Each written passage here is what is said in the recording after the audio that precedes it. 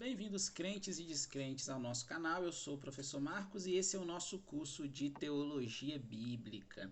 Estamos aí na disciplina de História da Igreja dentro do curso de Teologia Bíblica. E hoje nós vamos falar um pouco sobre a famosa Reforma Protestante. Na aula passada eu falei um pouquinho sobre os pré-reformadores, né? Abordando a figura tanto de John Hus, né? ou John Hus, ou João Hus, assim como John ou João Wycliffe.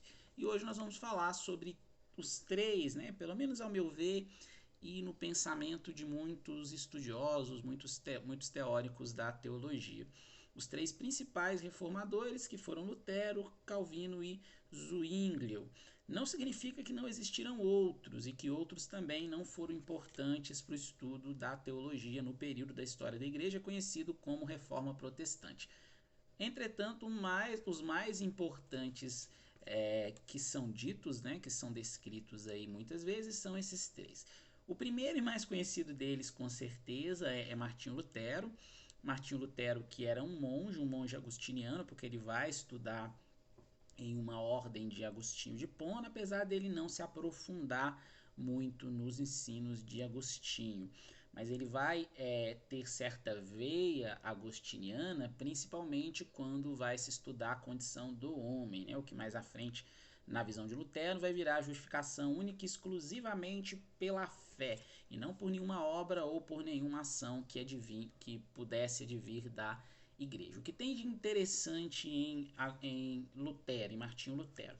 Ele vai estudar inicialmente direito, vai estudar artes também, de certa forma, e depois ele vai estudar teologia. Ele vai estudar teologia em Wittenberg, Universidade de Wittenberg, e futuramente vai se tornar professor também em Wittenberg. Isso ocorre muito com outros teóricos do período da Reforma. Eles estudam em universidade, fazem sua formação teológica ali, e muitas vezes acabam se tornando professores naquela instituição.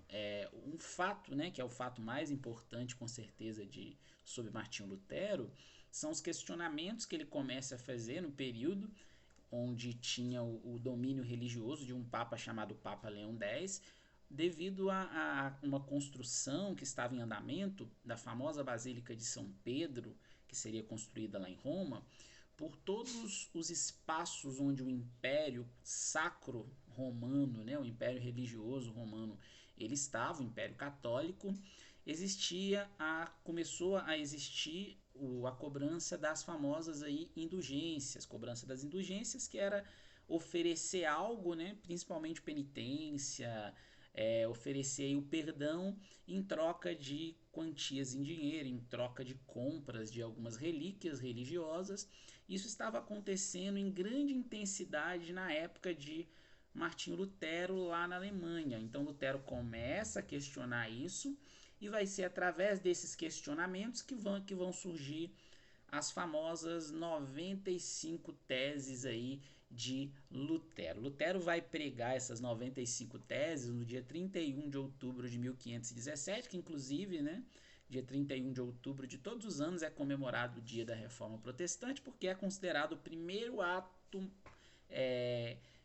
de grande importância, né, para a Reforma Protestante. Não que os pré-reformadores, como nós estudamos na aula anterior, eles não tenham sido importantes, mas de uma forma mais específica, né, de uma forma mais intensa, mais contundente, 31 de outubro de 1517, o dia que Lutero fixa as 95 teses lá na capela de Wittenberg contra os abusos, contra a forma com que a igreja cristã, a igreja católica da época, acabava dizendo, né, que deveria ser o cristianismo, e principalmente contra a autoridade do Papa.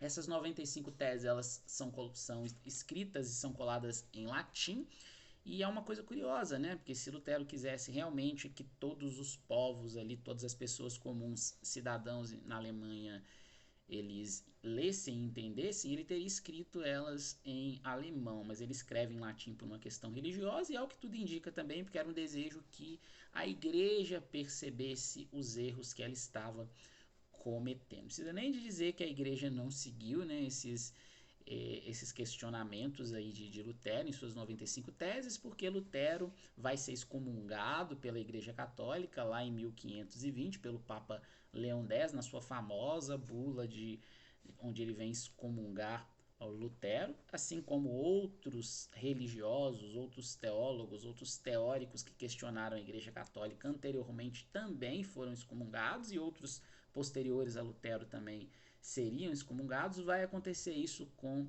Lutero. Lutero ele é chamado, né, para se retratar. A princípio ele se nega, e só que depois de um tempo ele vai se retratar em uma dieta chamada dieta de Worms, Worms a cidade onde que foi convocada aquela dieta porque era uma forma de pesar, era uma forma de questionar alguns ensinos. Então são questionados os ensinos de Lutero, e Lutero vai dizer a sua frase famosa, né? Eu vou contextualizar essa frase com as minhas palavras, onde ele diz que ele só se retrataria por meio das escrituras, ou seja, se provassem para ele na Bíblia que aquilo que ele estava questionando estava errado, ele iria se retratar. Como isso não foi feito, Lutero não se retrata. Ocorre um acontecimento interessante, que Lutero, muitos falam, né, que ele foi meio que raptado assim por algumas pessoas, por alguns amigos em si, por alguns admiradores, e ele vai ser levado para o famoso castelo de Wartburg. Lá no castelo de Wartburg, onde ele vai fazer vários estudos, onde ele vai se preparar intelectualmente, e onde vai surgir a primeira tradução do original do Novo Testamento grego para uma língua mãe, né, que no caso seria o alemão. Pelo menos em grande intensidade é a primeira tradução. Muitos historiadores dizem que já existiam outras traduções diretamente do original grego do Novo Testamento, mas a que ganha mais fama é a de Lutero, principalmente por causa do surgimento da imprensa com Gutenberg. E aí o primeiro livro, né, a ser impresso vai ser a Bíblia. Essa Bíblia é diretamente do original grego, a tradução lá de Erasmo de Roterdã, como nós aprendemos em uma das aulas, para o alemão. Depois de Lutero, muitos países na Europa, porque a reforma inicia-se na Europa, vão começar a viver intensas brigas e intensas situações de conflito.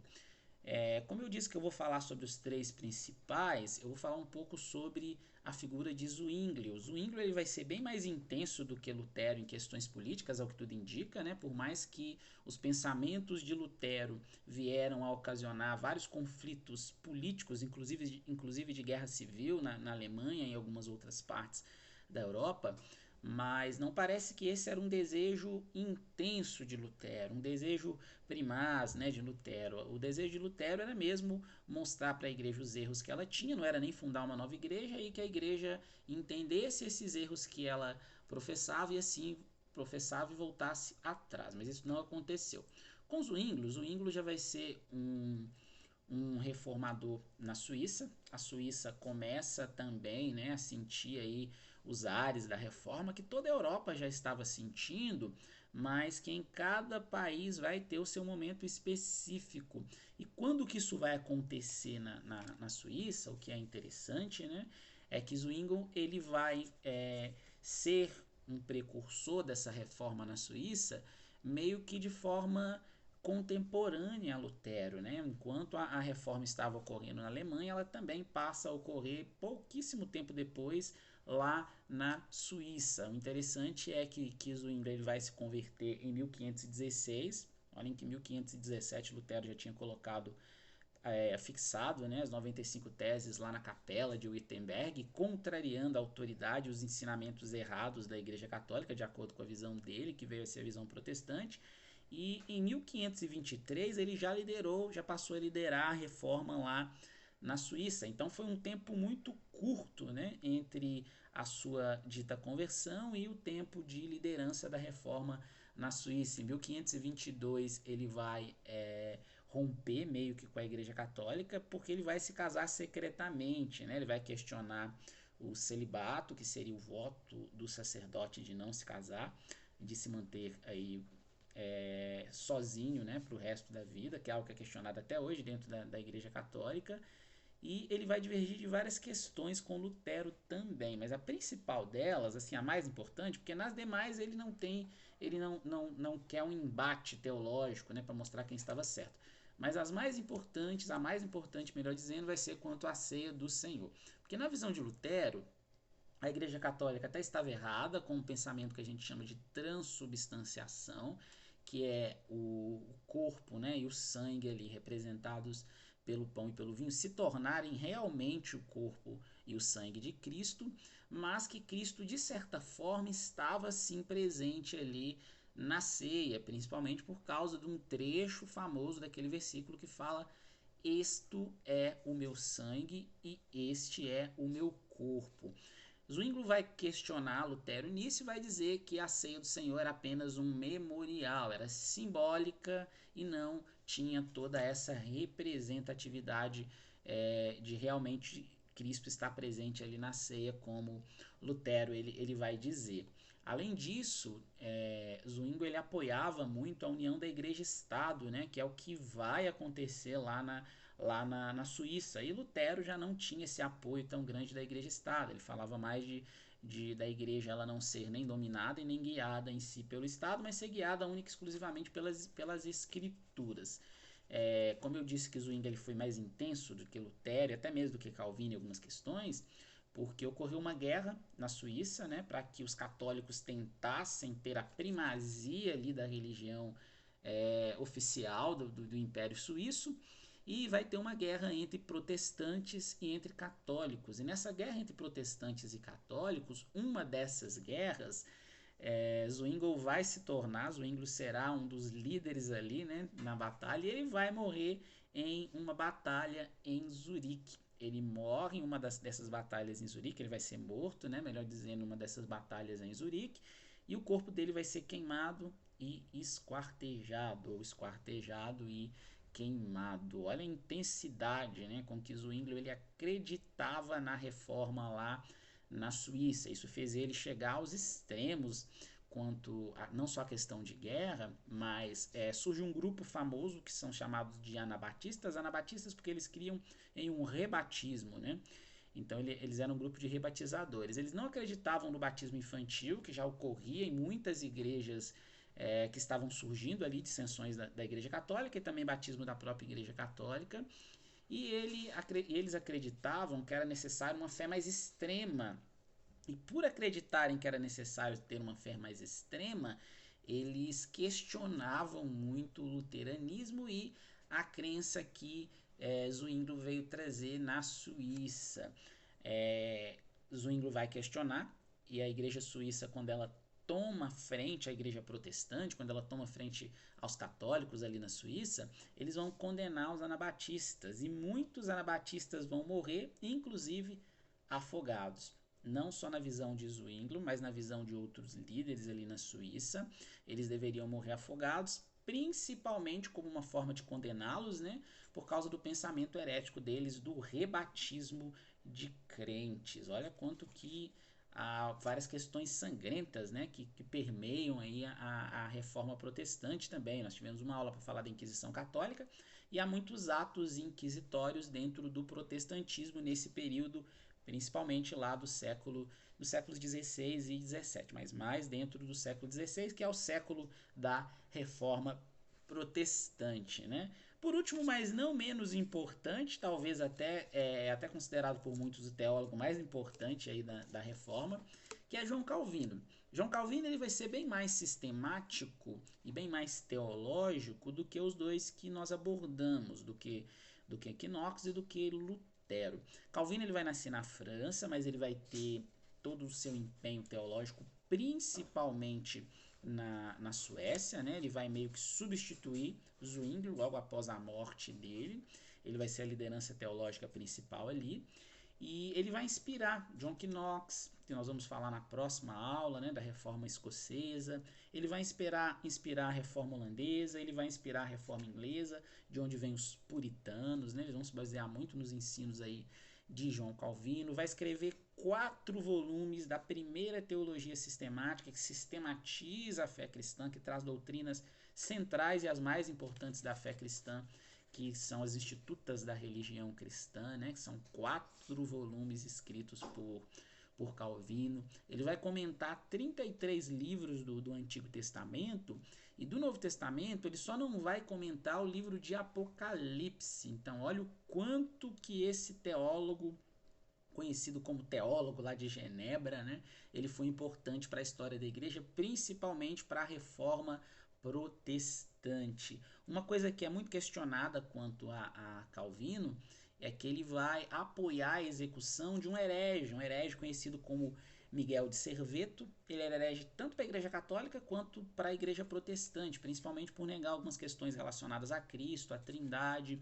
E ele vai ser executado, né? A história dita aí que ele vai ser executado em 1553, e que Calvino não se opõe a essa execução de Serveto. Então, esse é um dos maiores questionamentos quanto à figura de Calvino. Alguns falam sobre o temperamento dele também, algumas questões dele relacionadas à bebida alcoólica, mas quando a gente fala sobre Calvino, nós estamos falando do maior teólogo em questão de obras, né? Lutero é o primeiro, talvez seja o de maior importância, porque é o mais falado, mas Calvino ele é o maior teólogo em questões de obras, obras que foram importantes para o pensamento teológico da Reforma Protestante. Então, na aula de hoje, a aula um pouco mais longa, porque a Reforma Protestante é realmente mais longa, né, mais ampla.